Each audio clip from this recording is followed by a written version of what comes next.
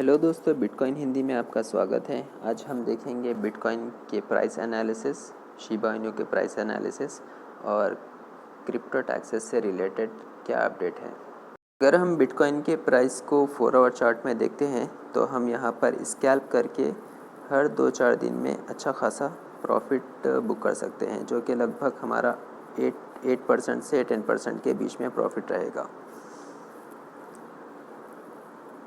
अब कुछ price prediction Shiba Inu के बारे में करते हैं।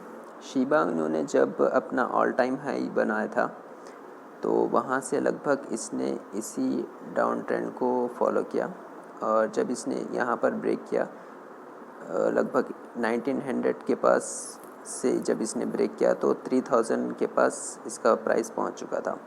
फिर वहाँ से फिर से सेम डाउन ट्रेंड में शिबा इनू ट्रेड कर रहा है। अगर ये फिर से 1900 के पास आता है तो हमको वहाँ पर एक बहुत ही बेहतरीन एंट्री मिलेगी, जो कि हमको कुछ ही दिनों में लगभग 60% के करीब हमको प्रॉफिट दे सकती है। अब देख लेते हैं क्रिप्टो टैक्स से रिलेटेड क्या न्यूज़ निकल कर आ रही है। जैसा कि आपको पता है कि यूनियन बजट 2022 में इंडिया ने फर्स्ट टाइम क्रिप्टो करेंसी को इंट्रोड्यूस करवाया है as a virtual digital asset. इसका क्रिप्टो करेंसी का नाम चेंज करके वर्चुअल डिजिटल एसेट इसका नाम रखा गया है और इसको यूनाइटेड स्टेट्स में 2014 में ही इंट्रोड्यूस कर दिया गया था। यहाँ पर टैक्सेशन में हमको जो भी प्रॉफिट हमारा होता है उस पर 30% टैक्स डायरेक्ट टैक्स इम्पोज किया गया है और जो भी लॉसेस होते हैं उस पर कोई टैक्स नहीं लगेगा। आपने 1 लाख रुपए लगाया और पूरे साल में आपका उस पर 50,000 रुपीज़ का प्रॉफिट हुआ, यानी कि 1,50,000 आपका टोटल करंट वैल्यू हो गई। तो उस पर 50,000 पर टैक्स लगेगा 30%, जो कि लगभग 16,000 के आसपास रहेगा। 16,000 हमारा टैक्स में कट जाएगा, रिमेनिंग 34,000 के आसपास हमको प्रॉफिट मिलेगा।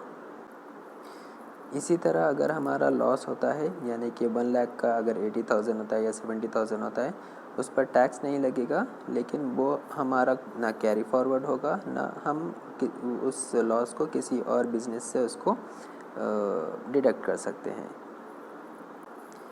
यहाँ पर सबसे चिंता करने वाली बात यह है कि यहाँ पर हर ट्रांजैक्शन पे, यानी कि जब भी हम क्रिप्टो करेंसी को बेचते हैं या किसी को फॉरवर्ड करते हैं या एक्सचेंज से किसी अपने वैलेट में ट्रांसफ़र करते हैं या किसी को गिफ्ट देते हैं, तो हर ट्रांजैक्शन पे जब भी हमारे पास से किसी और के पास ट्रांसफ़र हो रहा है उस पर हमको 1% TDS टैक्स पे करना पड़ेगा।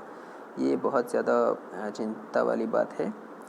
तो इंट्राडे ट्रेडिंग और स्कैल्पिंग जो कर रहे थे अब तक, वो सारी चीज़ें नहीं कर सकते, क्योंकि 1% टैक्स में ही अगर चले गया तो प्रॉफिट कुछ भी नहीं बचेगा। 1 अप्रैल से ये सारी चीज़ें लागू हो जाएगी, लेकिन अभी कई सारे रेगुलेशंस आना बाकी है।